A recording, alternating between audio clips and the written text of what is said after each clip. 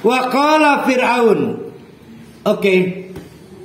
Kalau memang engkau masih sulit mempercayai saya, masih juga belum mampu membedakan mana sihir dan mana bukan sihir, maka diperlukan untuk menguji mana yang sihir dan mana yang bukan. Maka waqala Fir'aun meminta kepada pembesar-pembesarnya, utuni bikulli sahirin alim. Oke. Tolong datangkan pakar-pakar sihir. Akan kita uji dengan si Musa. Maka falamma ja'a as-saharatu, yang ditunggu datang dari berbagai tempat, berbagai daerah, pakar-pakar sihir untuk menentukan yang dimiliki Musa itu sihir atau bukan. Qala lahu Musa, maka Musa tidak gentar. Kata Musa, ulku, dipitan balangaken. Hai, dipitan balangaken kenapa kan? Ayo mangga katuran dufus duluan. Lemparkan tongkat yang kamu punya. Ma'antum mulkun, supaya kalian bisa mempraktekkan, mendemonstrasikan duluan kemampuan sihir kalian. Benar. Falamma alqau, mereka nurut. Jadi tukang sihir plat merah itu kemudian demonstratif melemparkan tongkat. Si tongkat terlihat seperti jadi ular. Dikomentari oleh Musa, qala Musa, majitum bi sihir, iku masihir. Iki kesengarani sihirku. Ini maka terlihat kayak hidup ularnya. Tuh kan, yang kemarin ditonton bukan sihir kan? Bukan, karena yang ini yang sihir. Jadi untuk membuktikan yang mana sihir ya. Udah jelas kan? Tuh, baru ketahuan yang kemarin kamu lihat dari tongkat saya bukan sihir kan? Karena yang sihir yang ini. Innallaha sayutilu, gampang. Yang sihir mah pasti akan dikalahkan oleh Allah. Innallaha la yuslihu amalal mufsidin. Nah, ini yang harus saya ingatkan. Innallaha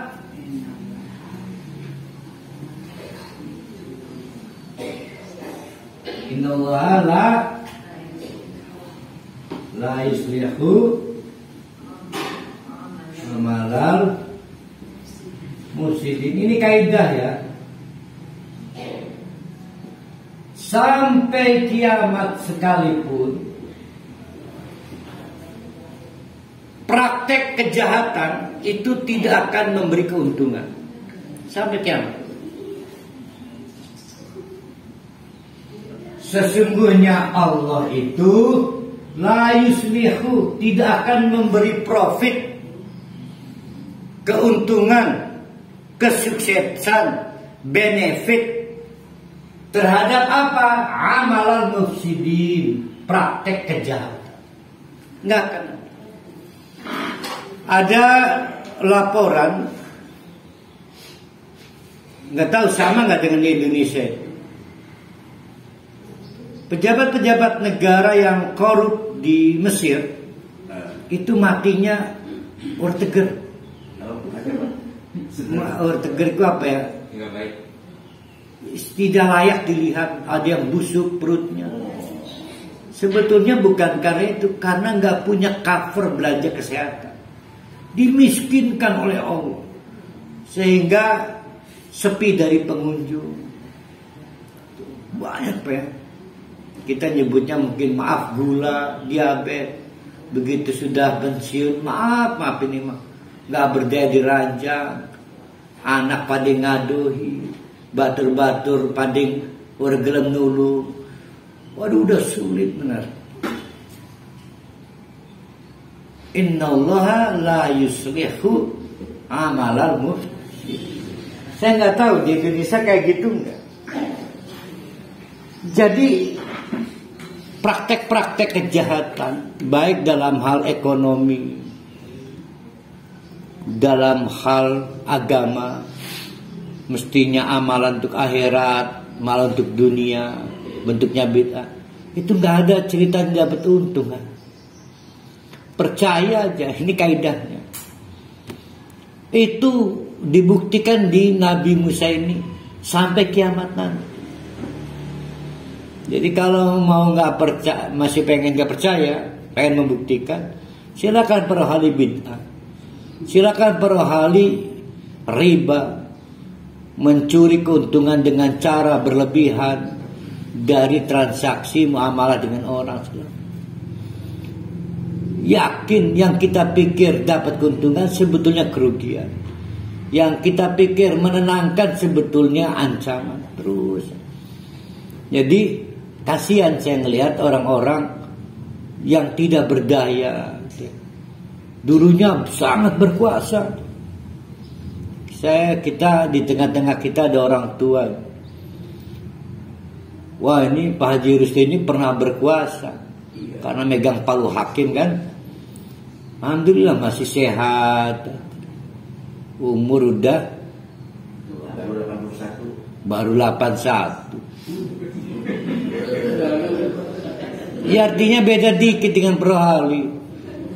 Teman-temannya mungkin udah pada hancur itu. Ya dibikin busuk oleh Allah, dibikin broken, rusak. Nah ini kita mendapatkan kehormatan dari Allah, belajar dari Haji Rusdi, ada Pak Rohali. Tapi yang lain juga kita lihat, ya Allah kemarin berkuasa hancur. Malah kalau kita bayangkan ya, teman saya itu Sambo itu, ya apapun cara mengelaknya, ternyata uang yang disimpan di almarhum mendekati 100 triliun. Apapun lah cara mengelaknya. Andai kata mengelaknya bukan 1 triliun, cuma 1 triliun, itu pun terlalu besar. Ya. Itu salah ngetik, itu mestinya cuma 900 miliar, itu juga terlalu besar. Besar. Kasihan nggak bisa menikmati. Luar biasa itu. Bahkan ya kan tanpa, mungkin menurut otak kita nggak nyampe gimana cara Allah membuka. Bleng. Ternyata rekening yang dikuasai oleh pihak lain atas nama almarhum Joshua itu berisikan saldo 99 triliun. 999 miliar. Tinggal 1 rupiah lagi 100 triliun. Jangan nanya ke saya itu sumbernya dari mana. Yang sedikit itu sumber halal, sumber haram maka kebanyakan kan. Makanya mencari yang halal itu pahalanya besar karena susah. Tapi mencari yang haram dosanya besar karena cari mudah. Dan yang cari mudah itu dosanya besar. Itu mah kata orang sekuler itu. Ada juga begini, yang cantik aja susah yang carinya, apalagi yang tidak cantik. Maksudnya apa ya? Rabi. Kok yang cantik? Kebalik gimana? Nggak ada yang jelek, tidak cantik ini mah. Yang tidak cantik aja susah, apalagi yang cantik. Tapi alhamdulillah saya mah punya istri, alhamdulillah. Mana itu Pak Rahli? Nah, innallaha la yuslihu amalal mufsidin. Kalau penggemar kaligrafi, saya dulu menggemari potongan yang saya tulis. Saya tulis karena maaf saya itu nggak kebeli kos ya, numpang aja.